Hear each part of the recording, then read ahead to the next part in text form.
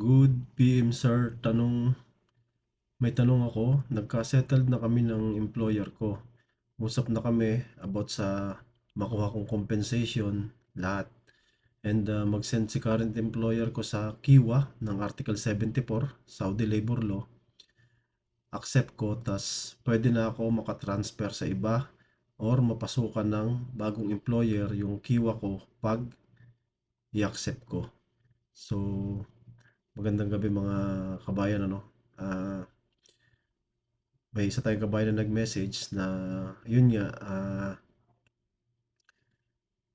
nagka-settled na raw sila ng kanyang employer. So, makukuha na niya yung mga lahat ng compensation niya.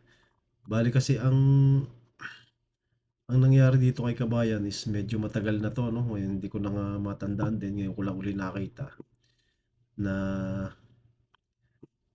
terminate sila dahil ang nangyari is nag-refuse silang lumipat ng accommodation. And binigyan sila ng dalawang option. Ah, ang sabi ni kabayan is dahil sa bahay nag-refuse kami lumipat sa isang accommodation. May mga Pilipinong kasama sa kwarto, ibang lahi dito sa accommodation na isa pinapaalis kami. At may proof kami ng papel binigay ng company, dalawang option. Ang isa is yung lilipat doon sa isang accommodation, yung kasama yung ibang lahi, and then ang option 2 is live out, bibigyan ng pera.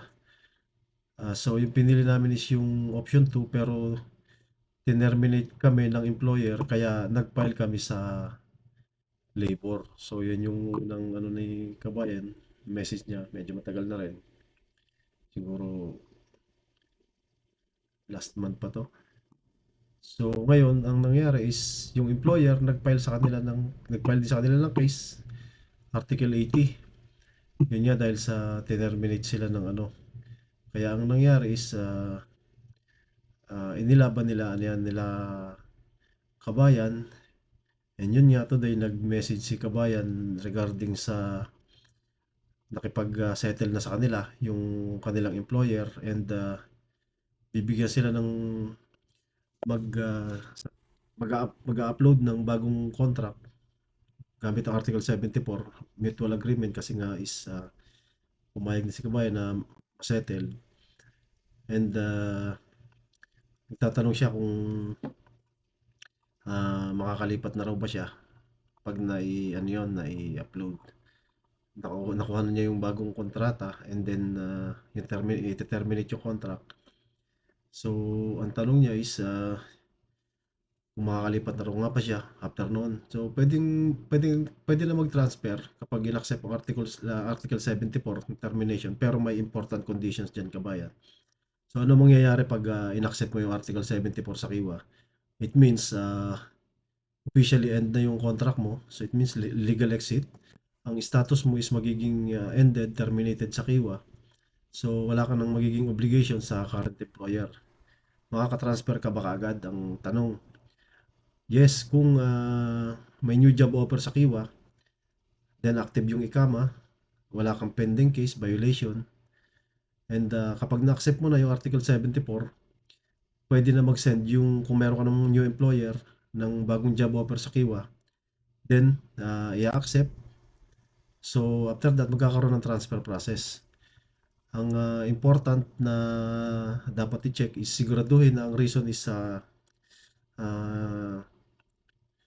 yung i-accept, yung i-terminate is Article 74, mutual agreement or contract end, hindi Article 77 or resignation para iwas penalty. And ito naman is dahil nga sinabi naman na kanyang napag-usapan nila na Article 74 na yung gagamitin kasi nga mutual agreement na. Then i-confirm, nakalagay lahat na napag-usapan nyo, compensation, EOSB, etc. So walang kulang dapat bago mag-accept.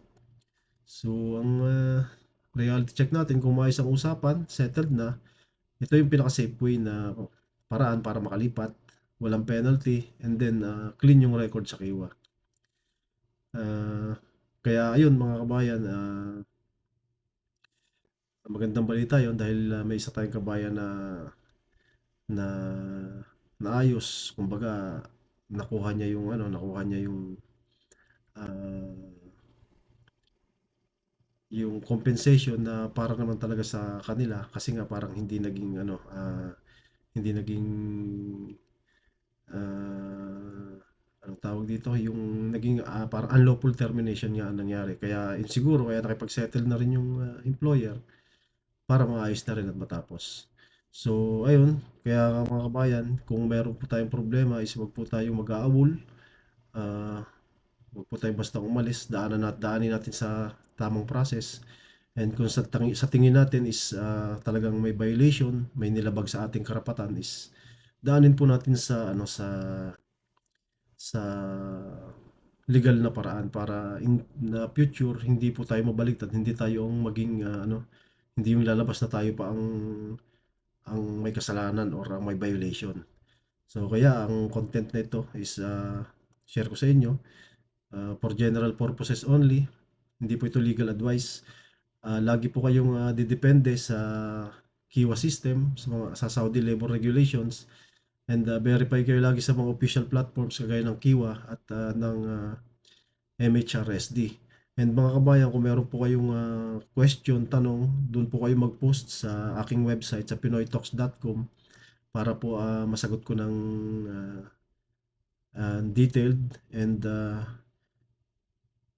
kung may mga kailangan kayo ng mga digital tools, kagaya ng kailangan nyo ng mga request letter, meron yung end of service benefits calculator for domestic workers and private